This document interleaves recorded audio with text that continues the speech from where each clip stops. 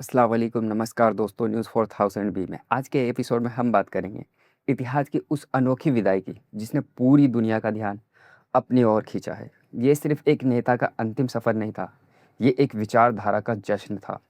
एक कौम को इकट्ठा होना था और दुनिया की ताकतों को एक जोरदार संदेश देना था। 26 फरवरी 2026 की खूनी सुबह, वो सुबह जिससे इतिहास कभी नहीं भूलेगा।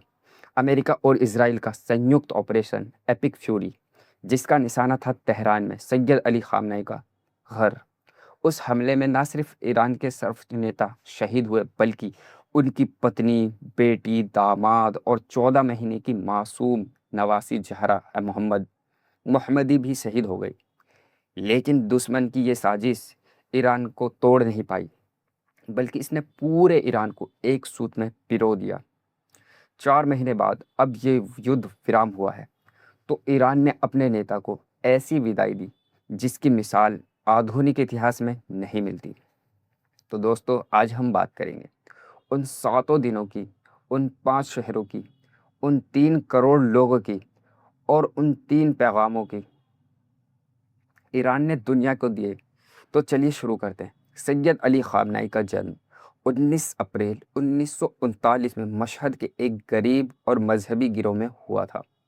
उनके पिता के पास इतने पैसे नहीं थे कि बच्चों के लिए मिठाई खरीद सके, लेकिन इस गरीब बच्चे के अंदर ज्ञान और इनकलाब की वो चिंगारी थी जो आने वाले समय में पूरे ईरान की तकदीर को बदलने वाली थी। उन्होंने मशहद और कुम के मदरसों में रिलीजियस एजुकेशन हासिल की और आयतुल्लाह ख़ामनेई के सबसे वफादार और होशियार शागिर्दों में शुमार हुए। ईरान के बादशाह के ज़माने में उन्हें 6 बार जेल हुई, सबसे क्रूर यातनाएं सहनी पड़ी, लेकिन उन्होंने अपनी आज़ादी और अपनी हिम्मत कभी नहीं खोई। जब 1979 में इस्लामी इनकलाब कामयाब हुआ, तो वो मोहरे में सबसे आगे थे। उसके बाद 1981 में वो ईरान के राष्ट्रपति चुने गए और ईरान इराक जंग में मुश्किल दौर में भी देश की कमान संभाली। इस दौरान एक कातिलाना हमला में उनका दाहिना हाथ टूट गया हल्का सा, लेकिन उनका इरादा और मजबूत हुआ। उसके बाद आता है 1989 में इमाम ख़ोमेनी का इंतकाल के बाद वो ईरान के दूसरे सर्वोच्च नेता चुने गए। उन्होंने 37 साल ईरान की कमान संभाली। ये इस्लामी जमहूरिया की तारीख का सबसे लंबा दौर है। अंतर्राष्ट्रीय पाबंदियां, आर्थिक और जियोपॉलिटिक रुकावटों के बावजूद उन्होंने ईरान को मिसाइलें, ड्रोन और न्यूक्लियर टेक्नोलॉजी बनाया। हालांकि न्यूक्लियर नहीं बनाया है या बनाया है, इसकी कोई पक्के सबूत नहीं है। 26 फरवरी 2026 को, जिस दिन अमेरिका इजराइल जंग शुरू हुई, उसी दिन वो अपने परिवार के साथ शहादत को प्राप्त हो गए। दोस्तों, इस्लामी शरीयत में जनाजे में जल्दी करने का हुक्म है, लेकिन सैयद अली खामनेई का जनाजा 4 महीने बाद क्यों हुआ? क्या ईरान डर गया था? नहीं, ये ईरान की स्ट्रैटेजिक सोच थी। ईरान की लीडरशिप जानती थी कि जैसे ही खामनेई के जनाजे का ऐलान होगा, करोड़ों लोग तेहरान की सड़कों पर उमड़ पड़ेंगे और भीड़ लगा देंगे। जंग के दिनों में जब ईरान की फिजा में बारूद की बू थी, तो इतनी बड़ी भीड़ एक जगह इकट्ठा होना एक बड़ा खतरा था। दुश्मन ऐसे ही मौके की तलाश में था, इसलिए ईरान ने अपनी भावनाओं पर काबू रखा और 4 महीना इंतज़ार किया। जब जंग खत्म हुई, सीज़ फायर हुआ और हालत काबू में आया, तब इस ऐतिहासिक विदाई को ऐलान किया गया सबके सामने। तो दोस्तों, अब बात करते हैं उस 7 दिवसीय सफ़र की जो 2 मुल्कों और 5 शहरों में गुजरा। 3 जुलाई से तेहरान में ये सिलसिला शुरू हुआ। उसके बाद 100 से भी ज़्यादा मुल्कों के रहनुमा, वज़ीर और ख़ास मेहमानों ने इस सफ़र में शिरकत की।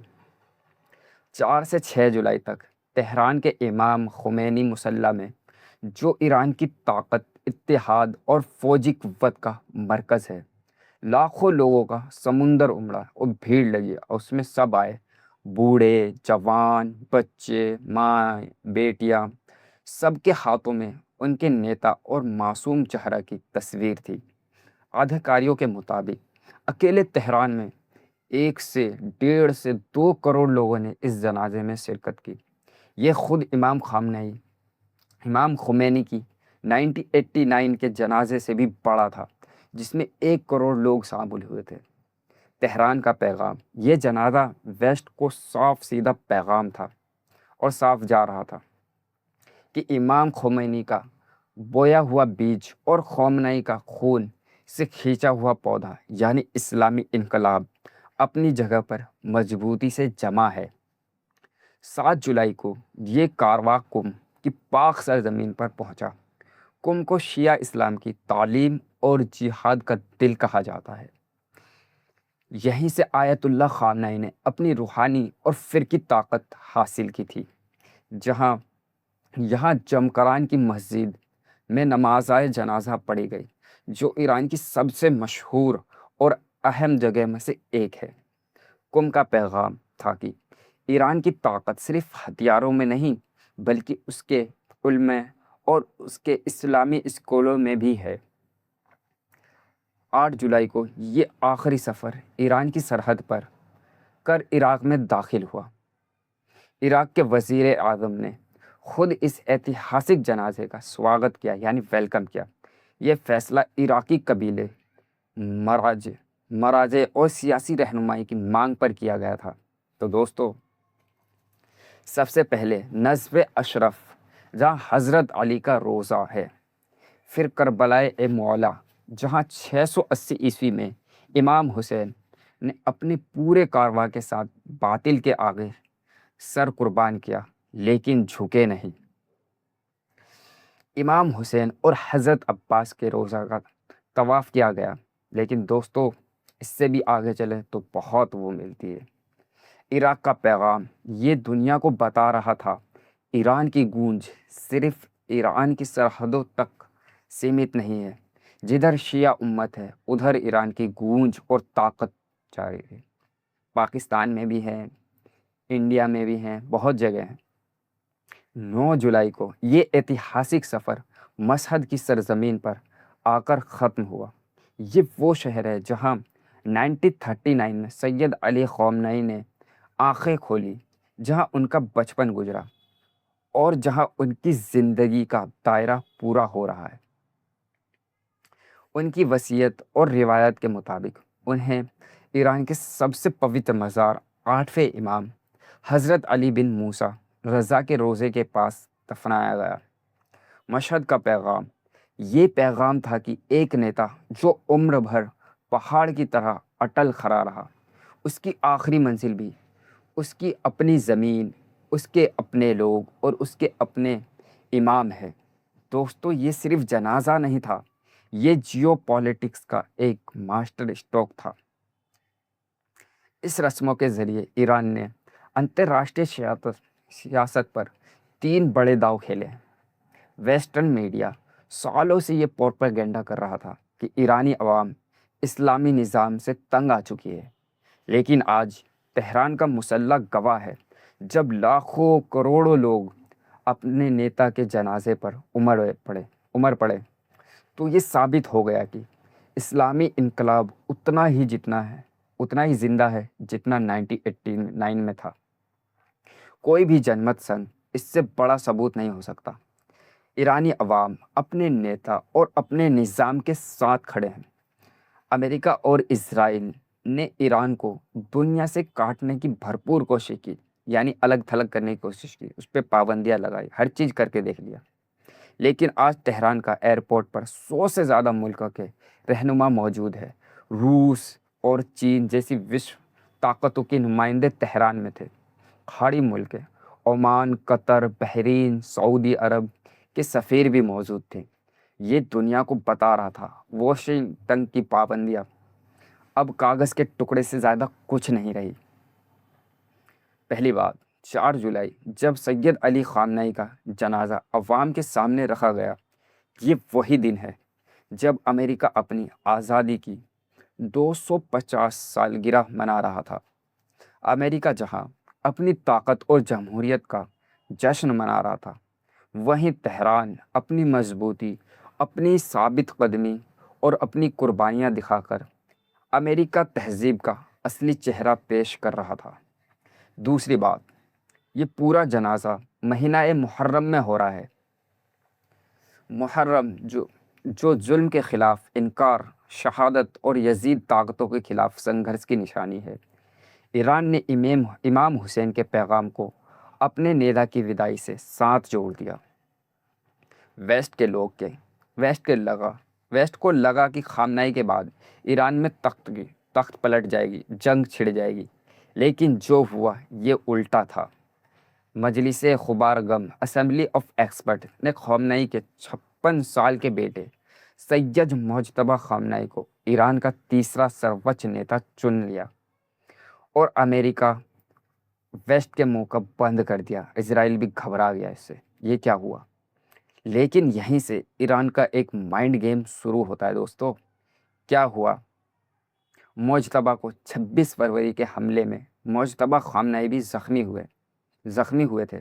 ویسٹرن سورسوں کے مطابق ان کے چہرے پر گمبھیر چوٹیں آئیں اور ایک یا دونوں ٹانگوں میں بڑی چوٹیں تھیں۔ ایران کی ہیلتھ منسٹری نے کہا کہ وہ معمولی زخم ہی ہیں، لیکن سچائی کیا ہے کوئی نہیں جانتا۔ کیا بات ہے دوستو! ان کا پہلا بیان صرف لکھت تھا، کوئی ویڈیو یا آڈیو نہیں۔ جنازے میں ان کے 3 بھائی موجود تھے۔ پہلے بھائی کا نام مسعود، دوسرے کا نام مصطفیٰ اور میثم تیسرے کا۔ لیکن مجتمع نہیں، نئی تصویر یا ویڈیو بھی سامنے نہیں آئی۔